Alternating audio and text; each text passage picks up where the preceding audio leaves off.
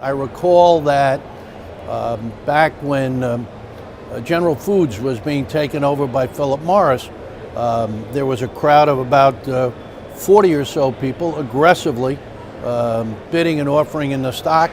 I was a governor at the time, and that means somebody who helps keep the process going along and make sure everybody follows the regulation and that we're all trading in one area. So I had climbed up on the jump seat, the little fold-down seat of the specialist, and I'm sure to you or any of the viewers, I must have looked like a somewhat bemused orchestra conductor saying, no, here, over here, you get together here, to make sure that we were always trading at the same price.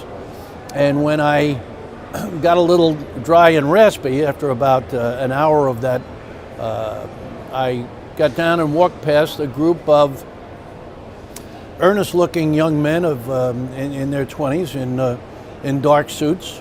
And as I walked by, looking at this almost raucous-looking crowd, one of the men said, "Isn't it a shame what greed will do?" And I took a couple of steps and I said, I really can't let that go. And I went back and I said, young man, you don't really know what you're looking at. I said, those people are not there for putting money in their own pocket. They're trying to get a better price for somebody they will never meet. Some of them not quite as old as I am now, perhaps risking heart attacks to try and get a better price for somebody they would never get a chance to meet. And that's the greatest thing about the agency business. It is something that I loved for all those years. We had a fellow down here who was in the National Football League.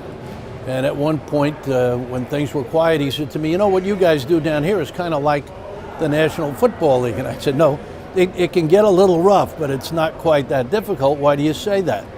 And he said, because he said, if when I was in school and my roommate was my best friend, and I was later best man in his wedding and godfather to his child, but we wound up on different teams.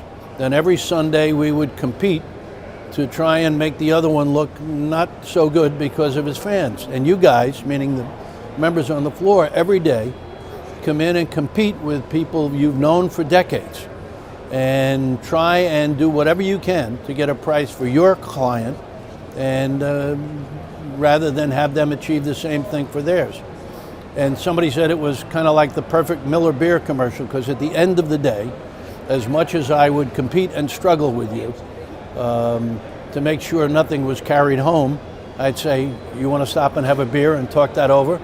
So during the day, it was all about the clients. And at the end of the day, it was a normal relationship people have everywhere.